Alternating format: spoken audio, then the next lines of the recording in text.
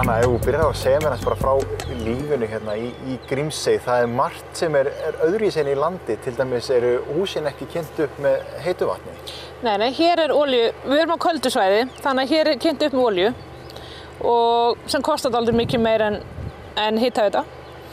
Og hér bara keyrt út olíuna á traktor með kerru, búin að vera það í bara síðan að rafstöðin var örugglega bara búin til.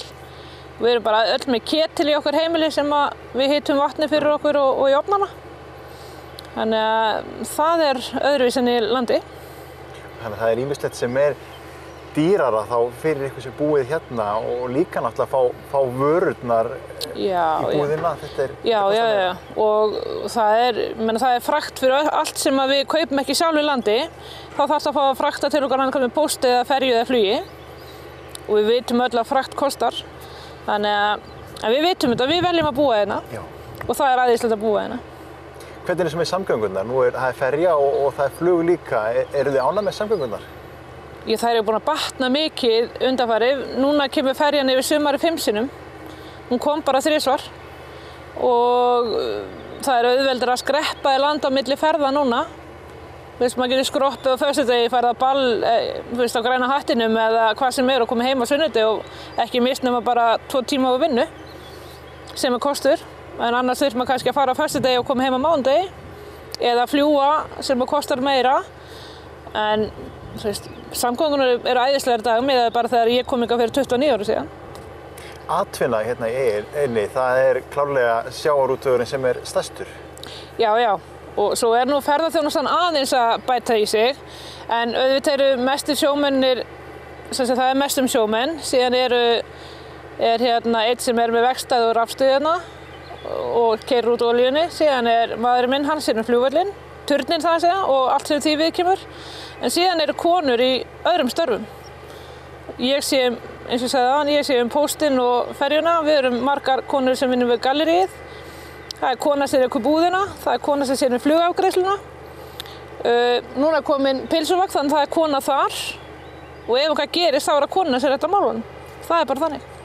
Karlarnir eru á sjó. Við þurfum að gera hlutina sjálf. Það enginn að koma frá Akureyri og halda ball fyrir okkur eða koma og gera eitthvað hérna 17. júní.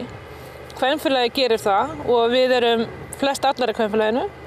Og það eins með Kívanist, þeir gera ýmislegt og það eru flest allir karlarnir þar. Þannig við bara þurfum að gera hlutina sjálf og það það sem skapar Eyjalíf og gera það sem sérstakt.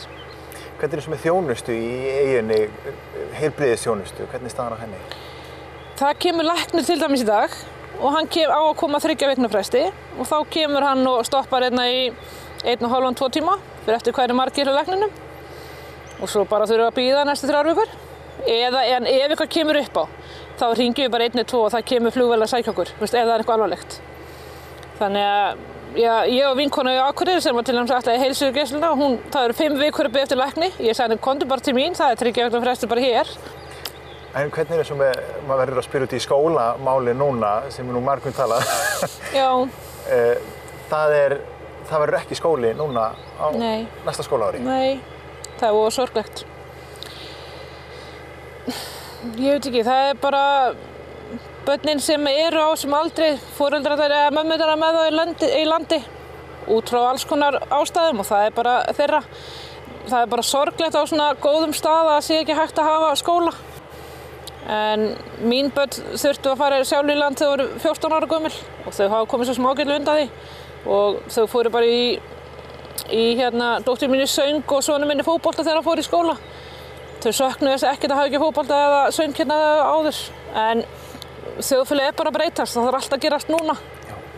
En það kannski það helsta sem þið myndu vilja fá og bæta við, það væri að halda skólanum áfram. Já, okkur vantar fólk með börn. Já. Þannig að bara auglýsum eftir því. Reyndar vantar atvinnu líka en við finnum eitthvað. Já. Nú farið spurninguna sem kannski svo rosalega erfitt að svara en af hverju Grímsey, af hverju að búa hér? Sko, þetta bara paradís á jörðu, segi ég. Ég búin að vera hérna í 29 ár. Ég kom inn að kenna dans í 5 daga og flutting eftir mánuð. Ég myndi hvergi annars staðar vera. Ég úr Reykjavík og ég myndi aldrei í lífinu vilja búa þar. Allt mitt fólk þar, það æðislegt að koma þangað. En Hérna er bara rólegheit, hérna hefur náttúruna, hérna hefur brjálaða veðrið, en hér hefur líka fallega veðrið. Fallegasta sólsetur er í Grímsey, eins og þið held ég hafi séð í gær. Og hérna er yfirleitt mjög mikil samheldni, þetta er alveg rifist líka, bara eins og öllum stórum fjölskyldum. Við erum stór fjölskylda ef einhver bjátar á. Og við getum farið í næsta hús ef það er eitthvað og þetta finnst mér bara svo fallegt og gott samfélag.